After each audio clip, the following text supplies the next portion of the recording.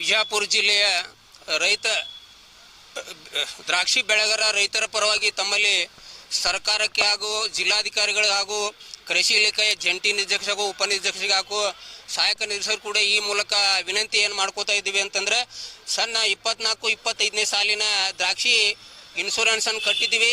ತಾವು ಸುಮಾರು ವರ್ಷಗಳಿಂದ ಇನ್ಶೂರೆನ್ಸ್ ಕಂಪನಿಯಿಂದ ಅಕ್ಟೋಬರ್ ತಿಂಗಳ ಒಳಗಾಗಿ ನಮ್ಮ ಖಾತೆಗೆ ಇನ್ಶೂರೆನ್ಸ್ ಹಣವನ್ನು ಜಮಾ ಮಾಡ್ತಿದ್ರಿ.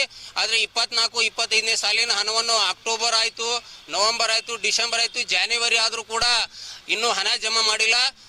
ಸುಮಾರು ತಿಕೋಟ ಭಾಗದಲ್ಲಿ ನಾವು ಒಂದು ಬೃಹತ್ ಪ್ರತಿಭಟನೆಯನ್ನು ಮಾಡಿದಾಗ ಡಿಸೆಂಬರ್ ತಿಂಗಳಲ್ಲಿ ಸ್ವಲ್ಪ ರೈತರಿಗೆ ಹಣವನ್ನು ಜಮಾ ಮಾಡಿದ್ರಿ. ಮತ್ತೆ ಜಿಲ್ಲಾಧಿಕಾರಿಗಳಿಗೆ ಮನವಿ ಕೊಟ್ಟಾಗ ಮತ್ತೆ ಒಂದು ಸ್ವಲ್ಪ ಜನರಿಗೆ ಪರಿಹಾರವನ್ನು ಜಮಾ ಮಾಡಿದ್ರಿ. ಹಾಗೂ ಇನ್ನೂ ಕೇಳಿದ್ರೆ ಇನ್ನೂ ಮಾಡ್ತೀವಿ ಅಂತ ಇದೇ ತಿಂಗಳ ಜನವರಿ 10 ನಿಮ್ಮ ಎಲ್ಲ ಖಾತೆಗೂ ಇನ್ಶೂರೆನ್ಸ್ ಕಂಪನಿ ಹಣ ಜಮಾ ಆಗ್ತಾ ಅಂದಿದ್ದೀವಿ. ಈಗ ಸುಮಾರು 16,000 ರೈತರು ನಾವು ಬಿಜಾಪುರ ಜಿಲ್ಲೆಯಲ್ಲಿ ದ್ರಾಕ್ಷಿಯನ್ನು ಬೆಳೀತಾ ಇದ್ದೀವಿ. ಈಗ ಅದರೊಳಗೆ 12ರಿಂದ 13,000 ರೈತರಿಗೆ ಬೆಳೆ ಪರಿಹಾರ ಜಮಾ ಆಗಿವೆ. ಇನ್ನೂ 3,000 ರೈತರಿಗೆ ಬೆಳೆ ಪರಿಹಾರ ಆಗಿಲ್ಲ. ಅದನ್ನು ಕೇಳಕ್ ಬಂದ್ರ ಕೃಷಿ ಇಲಾಖೆಯಲ್ಲಿ ಯಾರು ನಮ್ಮನ್ನ ಹಚ್ಕೋತಾ ಇಲ್ಲ. ಉಪನಿರ್ದೇಶಕರ ಕಾರ್ಯಾಲಯಕ್ಕೆ ಬಂದ್ರು, ಅಲ್ಲಿ ಹೋಗ್ಯಾರ ಇಲ್ಲಿ ಹೋಗ್ಯಾರ ಅಂತ ಅವ್ರು ಹೇಳ್ತಾರ. ಜಿಲ್ಲಾಧಿಕಾರಿಗಳಿಗೆ ಮನವಿ ಸಲ್ಲಿಸಿದ್ರು ಕೂಡ ಇನ್ಶೂರೆನ್ಸ್ ಕಂಪನಿ ಜೊತೆ ಮಾತಾಡಿದೀವಿ, ಈ ಸದ್ದ ಆಗ್ತಾವಂತ ಅವರು ಹೇಳ್ತಾರ. ಈಗ ನಮ್ಗೆ ಕೊಟ್ಟಂತ ಅವಧಿ 10ನೇ ತಾರೀಕಿಗೆ ಮುಗಿದು ಹೋಗಿದೆ. ಈಗ ಮತ್ತೆ ಸುಮಾರು ಇವತ್ತು ತಾರೀಕು 17, 18, 19 ಬಂದ್ರು ಕೂಡ ನಮ್ಮ ಖಾತೆಗೆ ಇನ್ನೂ ಇನ್ಶೂರೆನ್ಸ್ ಕಮ್ಮಿ ಆಗಿಲ್ಲ. ನಾ ಎಲ್ಲ ರೈತರಿಗೆ 2 ವರ್ಷದಿಂದ ಸರಿಯಾಗಿ ದ್ರಾಕ್ಷಿ ಬೆಳೆನೂ ಸರಿಯಾಗಿ ಇಳುವರಿನೂ ಕೂಡ ಬಂದಿಲ್ಲ. ಸುಮಾರು ರೈತರು ನಾವೆಲ್ಲ ದ್ರಾಕ್ಷಿ ಬೆಳೆಯನ್ನು ಬೆಳಿಬೇಕಾದ್ರೆ ಸುಮಾರು ಬ್ಯಾಂಕ್ಗಳಲ್ಲಿ ಸಾಲವನ್ನು ಮಾಡಿ ಔಷಧೋಪಚಾರ ಮಾಡಿದ್ರು ಕೂಡ ಇವತ್ತಿನ ಇಳುವರಿ ಬರಲಾರ್ದಕ್ಕೆ ಆ ಬ್ಯಾಂಕಿನ ಸಾಲ ಹಾಗೂ ಸೊಸೈಟಿಗಳ ಸಾಲ ಹಾಗೂ ವೈಯಕ್ತಿಕ ಮಾಡಿದಂಥ ಸಾಲಗಳು ನಮ್ಮನ್ನ ಇವತ್ತು ಬಹಳ ತೊಂದರೆಗೆ ಈಡು ಮಾಡ್ತಾ ಇದ್ದಾವೆ. ಬ್ಯಾಂಕಿನವ್ರು ನಿಮ್ದು ಡೇಟ್ ಮುಗಿದಿದ್ದು ಬಂದು ಸಾಲ ಕಟ್ಟಂತ ಒಂದು ಕಿರುಕುಳ ಮಾಡ್ತಾ ಇದ್ದಾರೆ. ಹಾಗೂ ವೈಯಕ್ತಿಕ ಸಾಲ ಕೊಟ್ಟವರಂತ ಸ್ನೇಹಿತರು ಕೂಡ ನನ್ನ ಹಣವನ್ನು ನಾನು ದ್ರಾಕ್ಷಿ ಹೆಸರು ಹೇಳ್ಕೊತ ಬರ್ತಿದ್ವಿ ವರ್ಷ ಅವರಿಗೆ.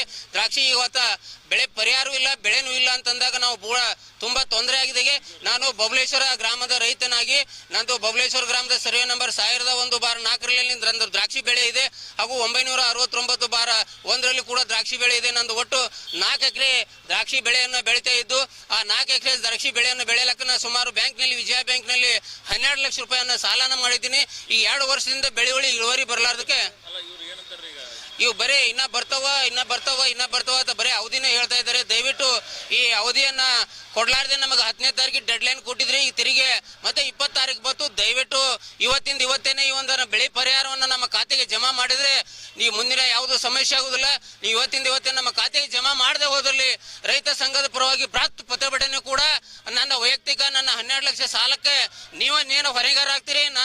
ನೀವು ನನ್ನ 24 ಗಂಟೆಯಲ್ಲಿ ನನ್ನ ಹಣ ಜಮಾ ಆಗದಿರಲಿ ನನ್ನ ಆತ್ಮಹತ್ಯೆ ಮಾಡ್ಕೊಂಡು ನೇಣು ಹಾಕೊಂಡು ನಾನು ಸಾವನ್ನ ಮಾಡ್ತೀನಿ. ಅದಕ್ಕೆ ನೇರ ಹೊಣೆಗಾರರು ಸಂಬಂಧಪಟ್ಟ ಇಲಾಖೆ, ರೈತರು ಹಾಗೂ ಜಿಲ್ಲಾಧಿಕಾರಿಗಳಂತ ಹೇಳಿ ನಾನು 2 ಮಾತು ಮುಡ್ತೀನಿ.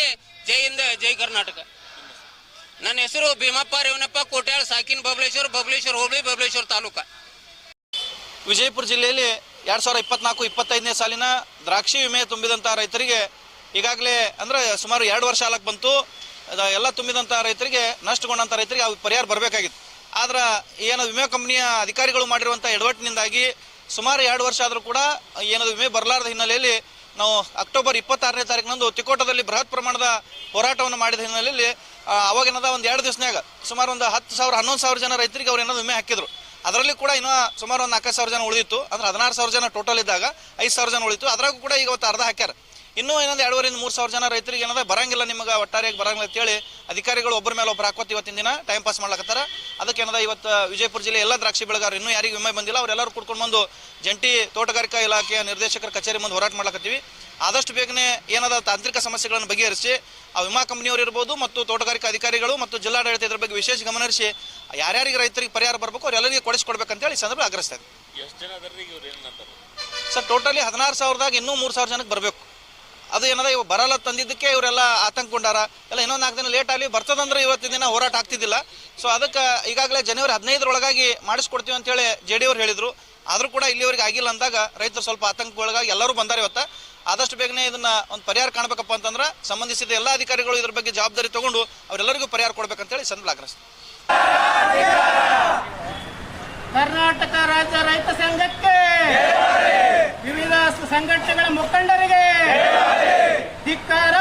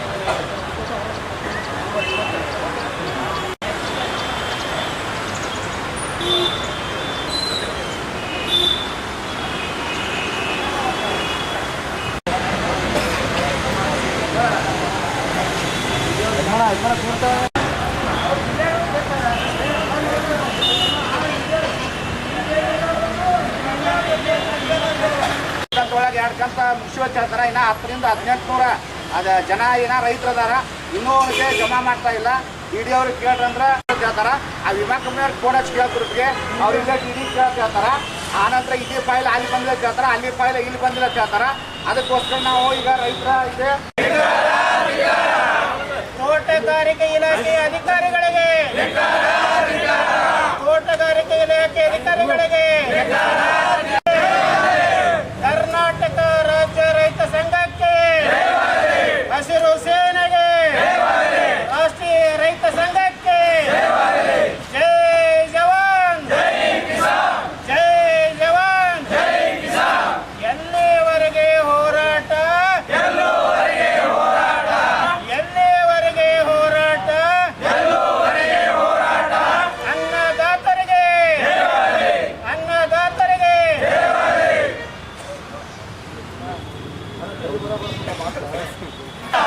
ಕರ್ನಾಟಕ ರಾಜ್ಯ ರೈತ ಸಂಘಕ್ಕೆ, ಕರ್ನಾಟಕ ರಾಜ್ಯ ರೈತ ಸಂಘಕ್ಕೆ ಎಲ್ಲಿವರೆಗೆ ಹೋರಾಟ,